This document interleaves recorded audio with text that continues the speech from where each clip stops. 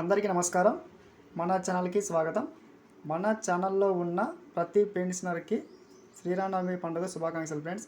ముఖ్యంగా పెన్షనర్స్‌కి సంబంధించి 2 చెల్లింపు ఏప్రిల్ 1 అమలు అనే ఒక ఇంపార్టెంట్ అప్డేట్ గురించి పూర్తి వివరాలు చూద్దాము.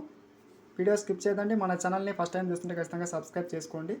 అలాగే మీకు వీడియో నచ్చితే తప్పకుండా లైక్ చేయండి. లైక్ చేయడం వల్ల ఇటువంటి ఇంపార్టెంట్ న్యూస్ మన పెన్షనర్స్ అందరికీ చేరుకుంటుంది. పెన్షనర్స్‌కి సంబంధించి ముఖ్యంగా మనకి కీలక ప్రకటన అయితే వచ్చింది. సో ముఖ్యంగా ఇప్పటి నుంచి పెన్షనర్స్కి ఈ యొక్క ద్రవ్యోల్బణ రేటు పెరుగుతున్న నేపథ్యంలో సో అమౌంట్ అయితే పెరగడం ఇక్కడ చూస్తూ ఉన్నాం. పెన్షనర్ సంక్షేమ శాఖ వివరణాత్మక మార్గదర్శకాలను రూపొందించింది.